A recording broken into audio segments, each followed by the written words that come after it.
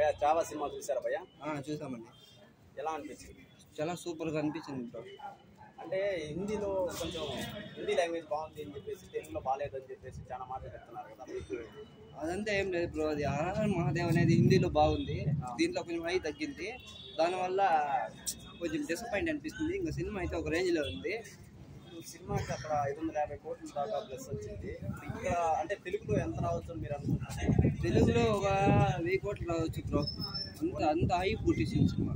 అంటే మీకు ఏ సీన్ బాగా ఎక్కువ నచ్చింది?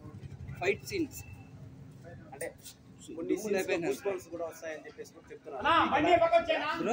కొన్ని సీన్స్ లో గూస్ వస్తాయి అని చెప్పేసి కూడా చెప్తున్నారు. వస్తాయా? నరాలు లేసేస్తాయి బ్రో, ఇంటికి లేచి నింబడుకుంటాయి. అలా ఉంటుంది బ్రో, సూపర్గా ఉంటుంది.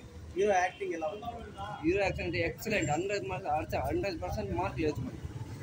మన రష్మిక కూడా చాలా పద్ధతిగా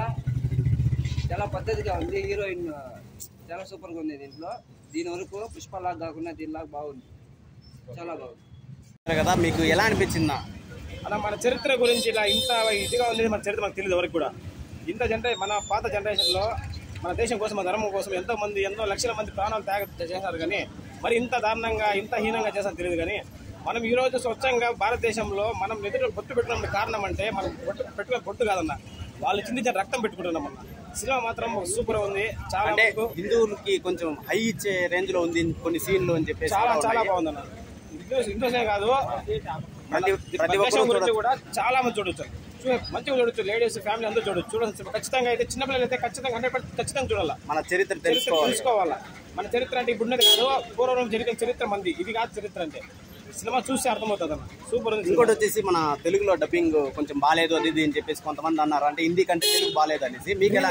టీజర్ లో మాత్రము హరహర మహాదేవ్ అనే మాత్రం ఒక శ్లోకం మాత్రము కొంచెం స్లో అనిపించింది. మూవీలో చూస్తే మాత్రము ఒక రేంజ్ లో ఉందన్న. చాలా చాలా చాలా బాగుంది. అంటే మీకు హీరో యాక్టింగ్ ఎలా? హీరో యాక్టింగ్ మాత్రం ఎక్సలెంట్, చంపినాడు, జీవించినాడు. నిజంగా ఎక్స్పెక్ట్ చేయాలి ఎంత హీరోనెస్. రష్మిక యాక్టింగ్ చాలా బాగుంది. పుష్పలో ఏదో అనుకున్నాం కానీ దీనిలో మాత్రం చాలా పద్ధతిగా మాత్రం చాలా మంచిగా వచ్చింది. చాలా బాగుంది.